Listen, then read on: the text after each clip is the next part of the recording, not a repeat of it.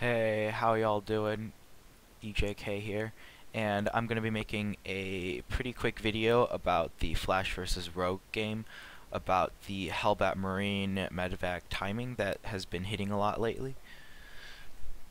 Oh, I hate this place, because the sun always rises in the east and sets in the west, but I'm pretty sure this house is like faced this way, so the sun only comes through this window during the middle of the afternoon when I want to play StarCraft, and then I have to close the blinds. And then every other part of the day it's just dark like this. The lighting's awful. Anyways, oops, there we go. So, the Flash vs. Rogue game on merry-go-round. So, there are a couple key points to note about this game. Rogue lost his first Overlord, which was absolutely horrible. It denied him any scouting at all, and that set him really far behind. And I'll point that out later in the VOD, but basically, he didn't know what Flash was doing at all. Flash could have been going for 3cc build, or it could have been going for this Hellbat build. And also, Flash placed his buildings in the corner right over here. So, on this map, that's the kind of the last spot that the Overlord will scout. Because this map, remember, these little barriers here are the outline of the map, so overlords can't the overlord could get like over here or over here the easiest, and then it would have to float here or it would have to float there, so the last spot to be scouted would be this area over here.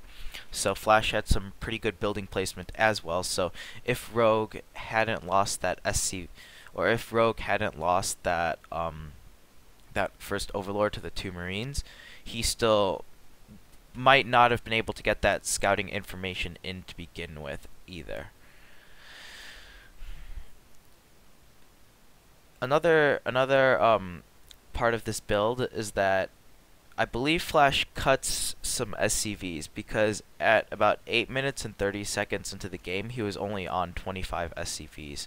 I think, and I'll point that out too, but basically, your cuttings, you can't constantly make SCVs with this build because you're making constant Hellions, and then you're going to be making 2 Medvacs at a time, and you also pump out 2 Marines as well. So this is a very aggressive attack that Terran users finally have. I would say it's the equivalent of maybe a 2-base Baneling bust or a 2-base Rogue pressure. It's a very strong build, but the economy isn't quite as strong behind it, so you kind of have to either force your opponent to make a lot of units, or you have to do a lot of economic damage to justify this kind of a timing attack. As we see here, Flash characteristically taking his command center on 17 on the low ground before he makes the second depot. I believe Innovation still makes a second depot before adding the command center, and that kind of just slightly slows down your timing. All it does is delay your orbital for, I don't know, like 5 to 10 seconds, basically 100 minerals worth of time.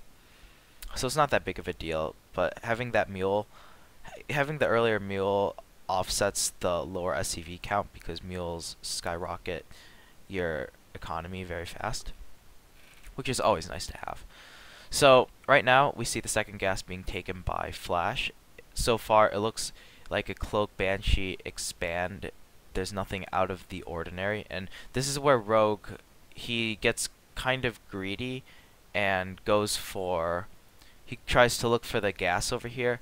And also another aspect of this map, since you should try to be using building placement to hide your build, take this gas instead, because that would be the gas that the Zerg will always see, but he has to go into your base to scout that gas.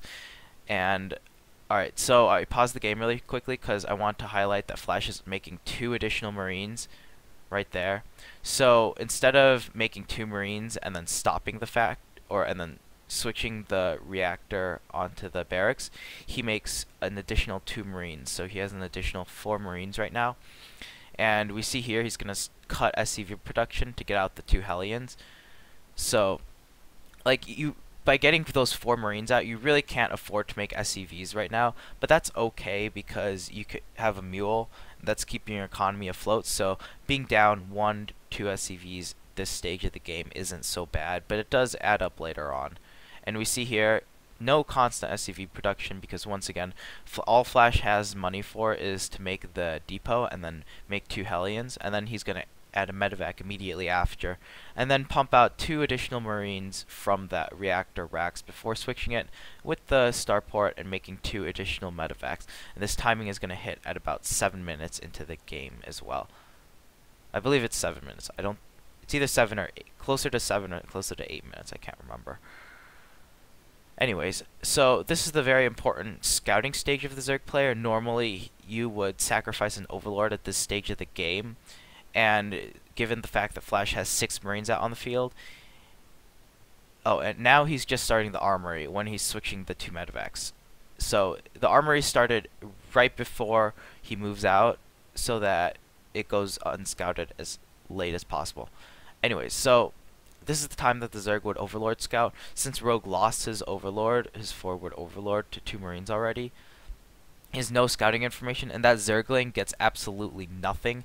All he sees is 1 Reaper and like 4 Hellions, which screams pretty normal to me and to any other Zerg player. Little does he know that there is a Medvac with 6 Marines plus 2 more Medvacs and additional Hellions being rallied across the map coming towards him.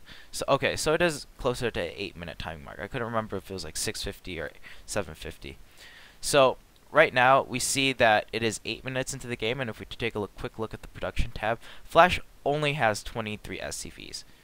And I say only because that is not a lot of SCVs at all, whereas Rogue has 42 drones. So because Rogue didn't see this attack coming, he wasn't able to scout it.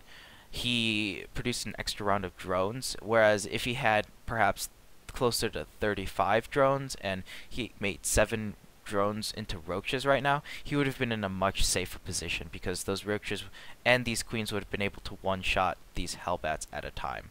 And now Rogue kind of is in a lot of trouble. Essentially, the main reason he lost this game was because this timing caught him completely off guard. He also wasn't able to get a scout off either, so even if he knew about this timing beforehand, he wouldn't have known that this was going to come because Flash was able to deny the scouting information available to him. So as a result, Rogue only has 3 roaches and 4 queens at the beginning of this attack, and he overmade drones by a significant amount.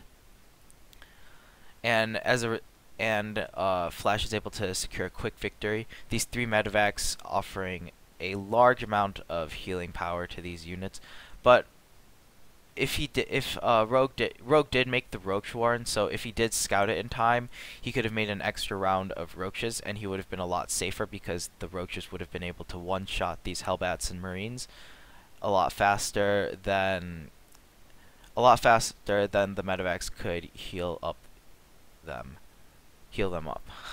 So that's pretty much the end of this game. I want to go over it really quickly because we saw a lot of Hellbat play in Home Story Cup, and this build has become wildly popular in Pro League, mostly because of the fact that it's a very new and aggressive build.